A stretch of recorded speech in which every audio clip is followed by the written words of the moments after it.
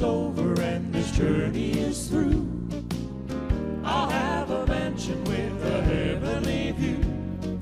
There I'll see my loved ones. Oh, what joy it will be for me. There'll be no sorrow there and no more goodbyes, and God himself will wipe the tears from our eyes. Only sweet reunions, that's what heaven will be. Then I'll see my Jesus, the one who died for me, there to sing his praises for eternity.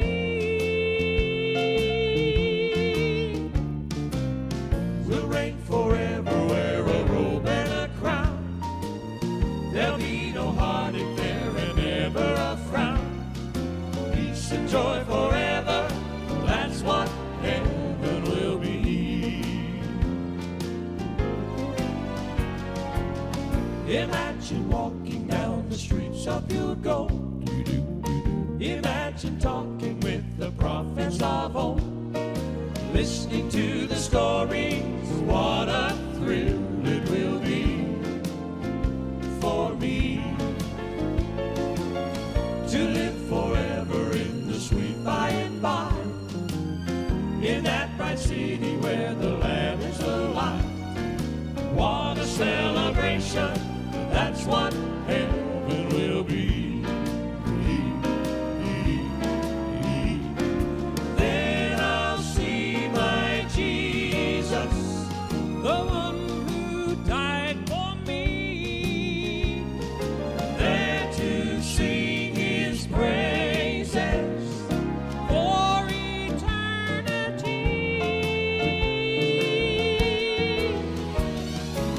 Someday we're gonna sail right over the moon. It may be years away or it may be soon.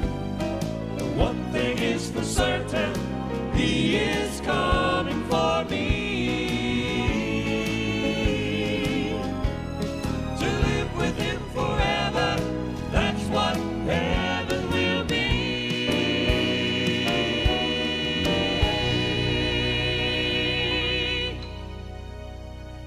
All right, Billy Blackwood and the Blackwood Brothers Quartet.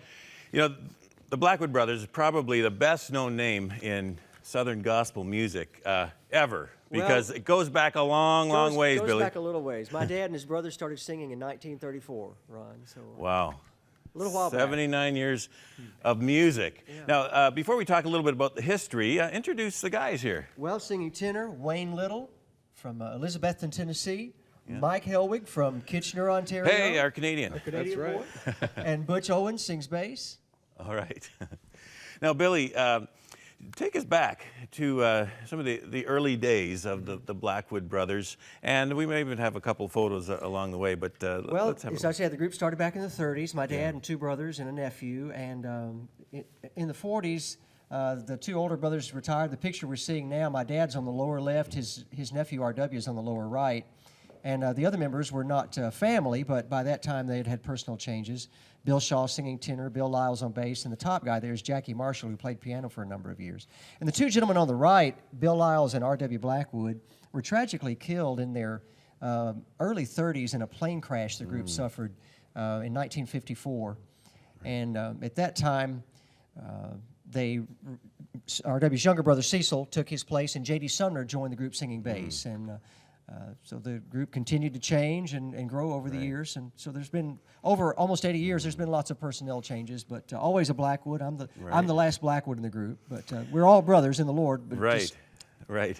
Now, there were a lot of years spent on the bus back in the early days as well. And that shot is the first tour bus. Your viewers may know most all musical groups now travel in a tour bus. Well, that was the very first one that anybody ever traveled in. J.D. Sumner had the idea, and they said, well, let's try a bus. So the Blackwood Brothers had the first tour bus there was, and that's a picture of it. Well, when I pulled into the Crossroads Center today, I saw in the back parking lot, what else but the tour bus. The tour bus. There you go. In the 50s as well, someone kind of caught the attention of Blackwood Brothers, or the other way around. One of your fans was none other than Elvis Presley. Elvis Presley, when Elvis was a truck driver, just living in a little housing project, he and his mom and dad, he would come to the monthly concerts in Memphis. There's my dad on the left, and then Hovey Lister, who led the group called the Statesmen. Of course, obviously it's Elvis, and then J.D. Sumner on the right. But Elvis was a huge gospel music fan, loved the Blackwood Brothers and the Statesmen. We talked about before the show today that when Elvis's mother passed away, the Blackwood Brothers were her favorite group. He chartered a plane to fly and get my dad and the group to fly back to sing for her funeral. And then my dad sang for his funeral as well. So just they remained friends throughout their professional lives and through all of Elvis's life. Yeah. Well, it's definitely a calling, you know, on all of your lives to be out on the road, to be ministering so much and so long, and it can take its toll. I'm sure it's not an easy thing, but what keeps you going, Billy? Well, just what you said, Rod, the calling. I mean, we know that God's called us to do what we do, and it's you know, what we do is ministry. I mean, there is an element of entertainment to it. Obviously, music is something that appeals to you know, a broad spectrum of people.